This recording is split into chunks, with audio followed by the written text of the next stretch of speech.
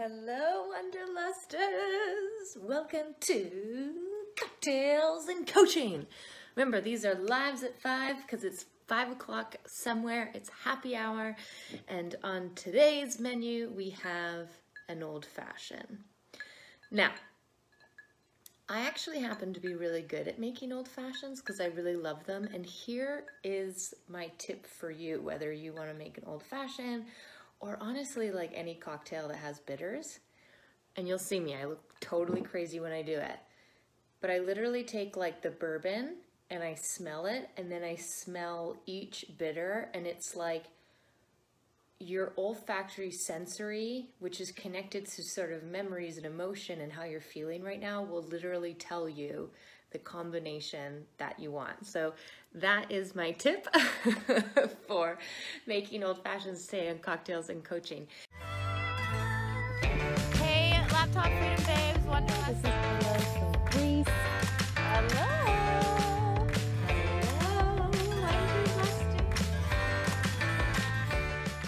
So for all the new members, so many new members to the Wanderlust Virtual Assistant, my name is Rebecca. I run the Laptop Freedom programs, both for moms and not moms, but always for women who want to start their virtual assistant businesses. So that's why I'm here. I'm your champion. I'd love to know if you're watching. I see hearts pop up, but let me know where you're watching from, or hi Elise, oh my gosh. If you've pulled up a cocktail, any of that kind of stuff. Today's training is gonna be really, really good. It's on like hacking imposter syndrome, because here's the thing, imposter syndrome is real, it makes you human, and it's not going away necessarily, but I've got some really, really, really awesome kind of mindset hacks to walk along next to imposter syndrome. A few sort of housekeeping. I'm going to be launching a great mini course off of our website, thewanderlustva.com, on how to start your business without a website. You know, websites are great. They have their time and place. However, they're one of the biggest hurdles that get in women's way. So I've got a little great mini training on how to start your VA business without a website. Coo. What I love about, hello Elise, what do we have? Eggnog bourbon. Ugh. Yes, Elise, yes. I'm technically not supposed to like do Christmas until December 1st, because if someone didn't put a cap on it, I would have started back in September, but eggnog beverages are going to be up next, 100%. I love that. Okay. What I really love about this live training today is that yesterday I did a Boss Babe exchange with a mindset coach, Carmana McKenzie. If you haven't watched it, you can watch the replay. And we talk about like all the real life shit that like goes on when women are pursuing their dreams or they're thinking about it. And we really kind of dive into it. We normalize it. We talk about it. And imposter syndrome is something that we didn't touch on, but it's still really, really important. So everyone knows what imposter syndrome is, but like what actually is imposter syndrome? First, in the comments, give me like a wave emoji or something if you're like, yeah, I've dealt with imposter syndrome, because that's mine. Imposter syndrome is basically that voice inside your head that says you can't do it, or you're lying, or what the fuck are you doing? This is not who you are. That is imposter syndrome, and that little voice is your ego. Now, we can dive a lot into sort of the woo-woo of what your ego is, but we do know one thing for sure. Ego does not like an identity shift. Because when ego's identity shifts, it means that as it is has to die so that like new ego can phoenix out of the flames, right? Ego does not like change, and so it will voice little imposter syndrome narratives in your head, and they are not bad. This is the thing. This is what makes you human. This is what makes you brave. This is a sign that you're trying something new. So when you hear those little voices, when you get hit with imposter syndrome, if you can, also take a deep breath and be like, hello, old friend. I know why you're here. You're here because I'm being brave. You're here because I'm trying something new. You're here because I'm asking myself to shift my identity, and I get it. That's scary, and we're in this together. So that's what imposter syndrome is and why it kicks around. It's, you know, it wants you to play it safe. So here are a couple of like really awesome hacks that I love to share with everyone who has imposter syndrome, or imposter syndrome trespasses into their home. Thing number one is regulate your expectations. And this was going to really help, because imposter syndrome might be telling you, hey, you don't know what you're doing. And you can say, I know. I know I don't know what I'm doing, but I can grow, I can learn, I can ask for help, and I can figure it out. So really set those expectations, okay? So virtual assisting, for example, starting a business, this is not an overnight success. So if in a week imposter syndrome says you can't do this, you know, you haven't found clients yet, or when you're looking for clients and a client chooses someone else, imposter syndrome is going to be like, see, you can't do this, a client didn't pick you. You have to set realistic expectations. Starting your virtual assistant business is not going to happen overnight. You have to grow, you have to learn, you have to build something. How many times have we heard Rome wasn't built in a day? What does that quote mean? But like, for real, what does that quote mean? It means that someone put down the first block of Rome and was like, in 5 generations, this is going to be an empire, right? So have those realistic expectations. You will fall on your face because you're human. You will send the wrong email because you're human. You will get clients and you will sometimes not get clients because you're human. So set realistic expectations so when imposter syndrome tries to come in and use those moments as ammo to try to talk you out of it, you can be like, hey, old friend. I need to sit down, my feet are falling asleep. You can be like, hey, old friend, look, I'm human. I'm going to make mistakes and I will be able to figure it out. So that is, you know, have those realistic expectations. I always tell the women in the Laptop Freedom Program, self-compassion, self-compassion, self-compassion. We talk all the time about how confidence can be built. That's the best part. Confidence can be built. And so when imposter syndrome comes in and tries to knock your confidence, you can be like, hey, old friend, you know what? Like, I'm really actually trying to work on building my confidence because I'm heading down into a voyage that I've never been on before. So if you don't mind just like sitting down and shutting the fuck up, that would be great, because I'm human and I'm going to be making those mistakes. So sometimes you're going to feel like giving up. That is another very realistic expectation. The Laptop Freedom Program is 4 months. That is approximately 16 weeks. And any woman who goes through the program is going to tell you each week is like this. Each week is like this. And we have a coaching call every week. And sometimes the women on the coaching call will be like, I'm having a bad week. And I always say, that's fine. The week before the bad week was good. So that means the week after a bad week can be good. You can have good and bad weeks. You're going to feel like giving up.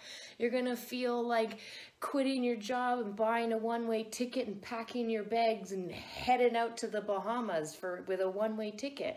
You're going to have all of these feelings because you're human, you're an emotional being, and you're trying something new.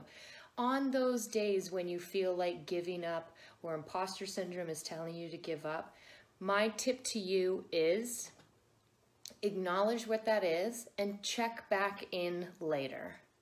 Don't give up in that moment. Check back in later and try. Be like, okay, I'm giving up on my virtual assistant business because I'm overwhelmed with the marketing side of things. Before you give up, wait some time, because maybe there's something of your humanness that you're going through that is interfering with your goals. And then also try to implement some kind of tool, support, that maybe can get you through. So you're gonna feel like giving up. That's realistic. Don't let imposter syndrome jump up and down and say, I told you so. You can be like, hey, starting a virtual assistant business is hard. If it was easy, everyone would be doing it. It takes time. And sometimes I'm gonna feel like giving up, and sometimes I'm gonna feel like a leader leading other women in doing the same. Cool? I hope this is resonating with you guys. I love it. I'm sort of on a soapbox right now. Let's clear the throat with a little sip of old fashioned. Elise, take a sip of your eggnog. Okay, I love it. Now we're gonna go into the next phase, and this is like me with my pom-poms, which I think is one of my greatest traits.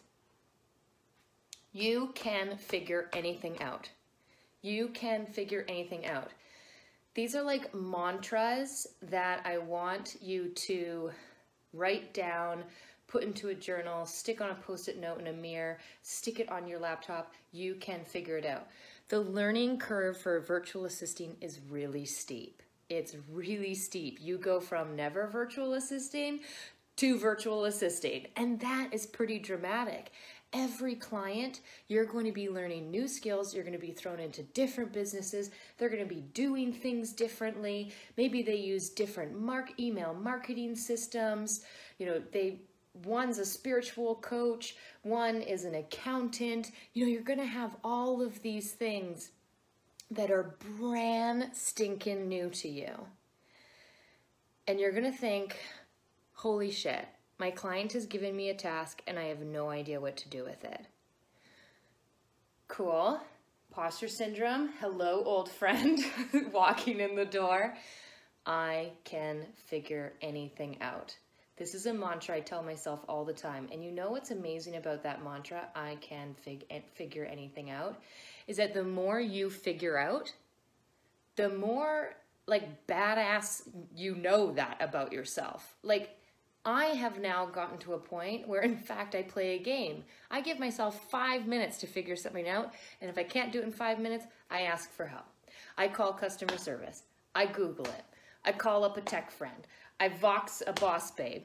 Because now this whole like identity and pride and what's the word I'm looking for? Just, you know, this prideful identity around like being able to do anything. I've left that, like that and imposter syndrome have packed their bags and I've left them in another country. Because now one of the things I'm most proud of, and you have to build it up, is that I can ask for help, that I can figure something out, that I am smart enough to Google it, that moment of panic when you're given a task you don't know what to do, it's a short-lived moment now. Because I've proven to myself over and over and over again that you can figure it out. And I say this always in the Laptop Freedom Program too, because I'm not here to build your businesses for you. Because then if I did that, then they weren't yours. And that's what's so empowering about, you know, you all starting virtual assistant businesses and working for yourself. I want to see you draft up that email and then I'll come in and edit it. I want to see you draft up that VA profile and then I'll give my feedback. You try it first, you figure it out, and then, you know, we're here to cheer you on and build that confidence. So, around that, you are not an expert when you start your virtual assistant business. Whew, isn't that a relief? Isn't that a relief? When you start up a virtual assistant, you're not an expert. And half the time, you're not expected to be an expert. You know, you're not a marketing copywriter. You're not a social media manager. You're not, you know, those are all things that you can do later. You can expand your business into, you know, all of those things, but you are not an expert, and that needs to give you comfort. That needs to give you comfort. Oh, okay. I'm actually not an expert in these fields. And so I'm allowed to figure it out. I'm allowed to take some time, watch some YouTube videos, reach out to a mentor, start a free trial. I'm allowed to figure it out. So, yeah, Great. Okay, so these, I'm just reading my notes. You can figure it out. You're not an expert. And we also really talked about the steep learning curve. She's steep, sister. She a steep learning curve. But you know what's great about steep learning curves is they're short. You go really high, but the steep learning curve doesn't take up too much time. So you're only in those oh shit moments for like a couple weeks or months or days or whatever it is. And then when you're going up the steep learning curve, you're figuring stuff out, you're learning the nuances, you're seeing the back end of other businesses, your clients are telling you that they love you, you're getting other clients, you're getting that support, all that kind of stuff. So these are my sort of hacks around acknowledging imposter syndrome. I mean, the way I'm describing it is imposter syndrome's like a character, a human. When I close my eyes, he's sort of a faceless man. I don't know why my imposter syndrome is a man. And probably because I know that women aren't gonna be bashing each other. And imposter syndrome, we can't expect it to go away. And as long as we accept that it's normal, that imposter syndrome comes in, and then we can sort of implement these little hacks with realistic expectations, knowing you can figure it out, acknowledging that there's going to be steep learning curves, acknowledging that you're going to have down weeks. These are all self-compassion rooted inner dialogues that help keep imposter syndrome at bay. Or at least imposter syndrome can come into your living room for a cup of tea, but it doesn't get to say anything. Hey, imposter syndrome, you sit over there because I know you're here, I know you're human, and I know why you're here. You're here because I'm trying something new. You're here because I'm being brave. You're here because I said yes. You're here because I'm having a little identity shift. And so if we can take a moment when imposter syndrome comes into our life and think, you know what? Imposter syndrome is actually this really beautiful reminder that I need to have more self-compassion, that I need to respect that I'm on a long journey, and that I'm a badass for saying yes to this, then we can sort of coexist with it. So imposter syndrome is real. Let me know if this resonated with you. Let me know, your biggest takeaway. Because imposter syndrome is what makes you human, but those other things are also what make you human. Self-compassion makes you human. Kindness and expectations, those make you human. And that bravery, that's why imposter syndrome comes in. Because all of you amazing women are doing something really, really brave. And get yourself community, right? Lean on the Wanderlust Virtual Assistant Sisters or join a program or whatever and be like, whew, imposter syndrome's real right now and I need someone to cheer me on and tell me I'm brave and tell me I'm trying something new. And yeah, so that's imposter syndrome. If you joined with a cocktail or Steph, I know you're probably not drinking. Glad you're here. Elise, I do imagine this shadowy man in a trench coat. My imposter syndrome is a trench coat too, and like a brimmed hat. Yeah. That's so funny, totally. But then, what's nice about that, Elise, is it means that imposter syndrome is not you. And that's what's so beautiful about that, is that you are telling yourself, I am separate from my imposter syndrome. And imposter syndrome, old friend, can come in, sit down for a cup of tea, not knock on the door, and that's fine. I know how to keep them quiet. So thank you for tuning in, everyone. I'm so glad that you are here. Cocktails and Coaching every Wednesday, 5 p.m. Pacific. 8 p.m. Eastern, 5 o'clock somewhere, and having a wonderful, safe holiday, and just feel kindness towards your decisions and everyone else's decisions around you. Okay, bye.